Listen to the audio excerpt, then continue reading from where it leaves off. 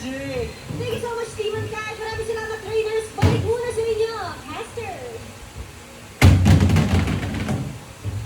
Thank you so much, Mara Odin. Di man kahit Rene J and H2, sobrang dami kasi sustansya. Sobrang dami sustansya lang nangyari doon sa ating segment na yun. And very nostalgic to see our players, lalong-lalo na dito kaya Gavin Steve, na maglaro talaga for NPL.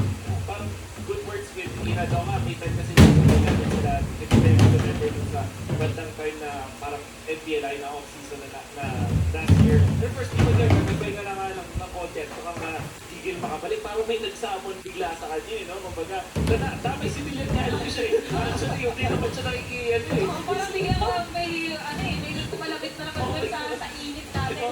Pero may nakita nga ako. Actually, nag-share pa nga si Carl eh. Ay, oo. Parang nasabi niya, bakit daw lahat ng mga jungler ng RSG ay parang may beef sa kanya. Pero regardless, di ba parang it's part of the rin, competition. Dahil parang friendly competition na kailangan maging mag-galing or kailangan galingan para pagkakapat sa pag-play ito. And sila natin nostalgic yung Rene J and H2. Purang thought na hindi natin sila nakikita sa isang team together. Ngayon, magkalaban yung team nila. At nasa top 3 sila. Ngayon, syempre si H2, nandun si Rene J, ngayon na naglalaro. And no matter what happens, secret sila sa top 3. Nandun din naman si Yahweh, na parte sa kanila na sakto-sakto kasi sinabi ni Yahweh, di ba, parang before the season starts na parang message sa victory sana, may maabot din yung dalawang members ng RCN. Ngayon, in fact, nasa taas. Connected sa higing. Yung dalawang members na yun. Actually, ngayon ko alam na-realize, yung victory pa lang before, magkakasama ngayon, top 3. Dito naman patunayan na kahit gano'n ka-dikit or gano'n ka solid ang friendship pagdating sa laro, minsan hindi talaga. Kids aside doon kasi may mga pagkakapagkita sa RG.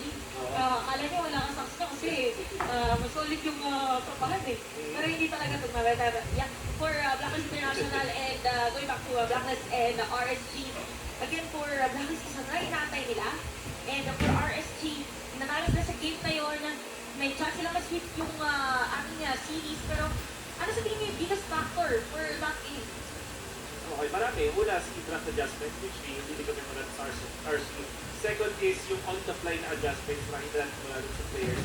Really impressed dun sa ginawa na Exort sa previous game. Siyempre, hindi natin makalimutan yung ginawa ni Nats with the Esmeralda. But overall, meron talagang nakita natin na mga big fight victories ang side ng RSG dahil dun sa decisions ni Exort. Kaya naman siguro yung valid data para maging top priority daw ng draw teams. Kasi yung naging interactive eh, parang imbis na isa lang yung kinokopy mong ultimate palagi, pwede ka na magkaroon ng choice ngayon, especially with big ticket tournaments dyan.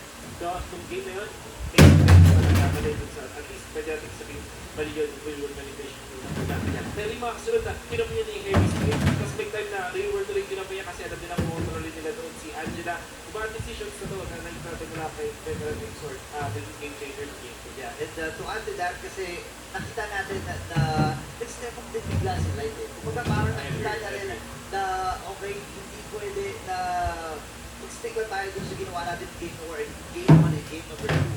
Nung early parts, medyo kinatanong ko pa nga wala pa tayo nakikita mga setup. Wala kayo Light. Pero yung mga latter portions, halos ng mga talon. Pero speaking of Light, against all my teams, may mga konting kaalabanan dito.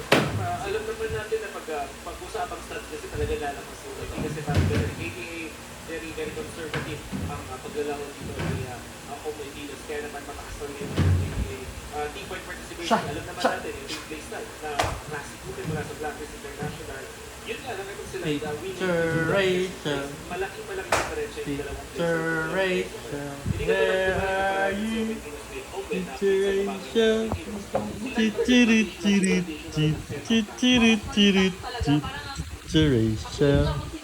Iteration.